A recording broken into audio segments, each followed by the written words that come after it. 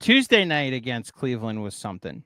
Like, that was just a normal loss that you have Mhm. on the schedule, but it feels like it counts for 10 when you don't have a base runner for your final 14 batters, and then Mhm. it compounds into the next day where you Right. don't get a hit for the first 8 innings.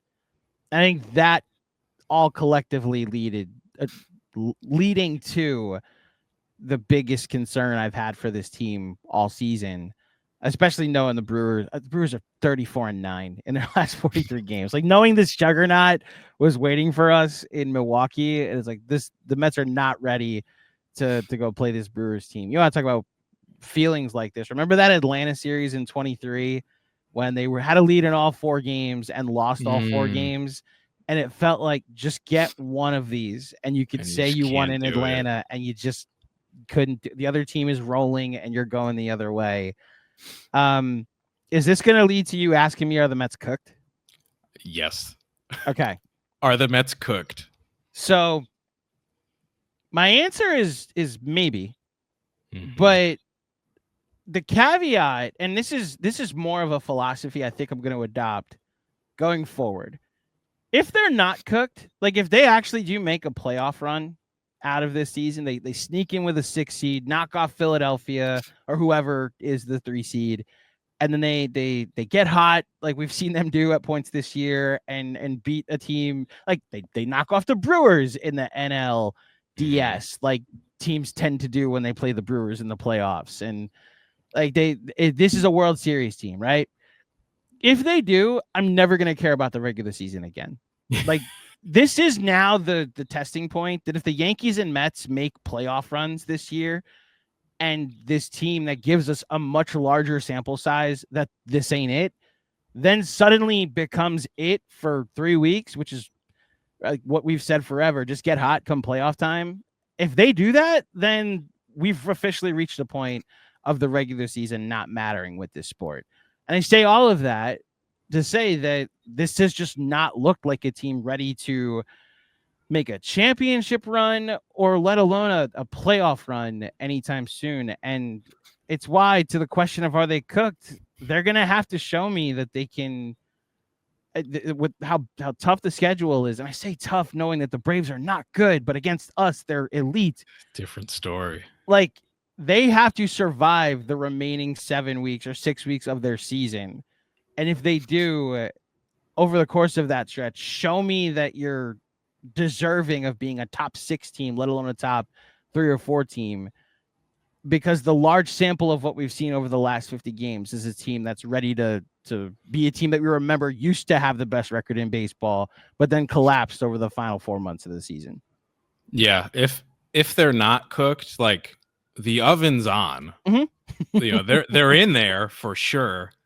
Uh it's it's tough cuz people have been mentioning rock bottom a lot the last few days, and the thing about rock bottom is it implies that it can't get any worse than it is, and it has gotten worse. And as Met fans, like, we know it's like rock bottom's almost wishful thinking. Like, a lot of people say it of like, well, like, this bad thing happened. It's just like, it could get worse. People thought almost getting no hit on Wednesday was rock bottom, and then the Brewers series happened, and now today I think people are saying rock bottom, and yeah, to some extent you're like, it can't possibly keep going on this way. Like, there is too much talent, and baseball does have a weird way of evening out, even if it does it in like extreme streaks. So I will hold out hope just for that, like evening out over time. But there's also no signs of them coming out of it. And I think the most alarming thing to me is when I recorded last week's episode, we do this every Sunday night, the Mets were half a game up, I believe, on the Phillies. They lost 6 games in the standings in a week. And now, maybe the NL East is over, maybe not. It's within striking distance, but it's like it is no longer a small gap. But now the Mets are only a game and a half ahead of the Reds. I had to spend my Sunday caring about what Miguel Andujar on the Reds was doing, because that's the point it has gotten to. And I think that's the concern. It's not even like, oh, the Reds are really good, they're going to get chased down by this like Braves-like team from 2022. It's truly just like, can they continue to fuck it up so much that just like somebody else happens to take it? And I don't know. I would like to think pragmatically it will turn around, because it's just like almost impossible to be this bad for this long with this talent. I have to see it though. Can I add some context that is a Please. minor correction, but it's funny? So when you recorded last Sunday, was it like late at night that you recorded, or was it the afternoon? I think it was like 6 p.m. Oh, the Phillies were the night game. They were the night game. Okay, so they were technically tied with the Mets going into that night against the Tigers. As you know, because we were trying to schedule this for a couple weeks, last Sunday was my birthday. That's right. The New York Mets have not won a game since I've turned 37 years old. So maybe it's me, Rich. That's the context I'm living with. I had a birthday. The Mets haven't won since. Damn. Yeah. I'm so sorry. But to your point, they were tied for the division. Yes. When you had that podcast last Sunday. And they went 0-6, and the Phillies went 6-1, including last Sunday night's win. And what odds would I have to give you? I don't know if this is sponsored or all, so I won't say a book, but what odds would I have to give you that the Mets will see first place the rest of the season? Oof. Plus 1,000? Like, I don't think they're getting over to first place again. I don't think so. It's anything's possible. They've got games. They've got 2 series left against the Phillies. We'll see. You know, the Phillies are playing great. The Mets are playing literally the worst they could ever play.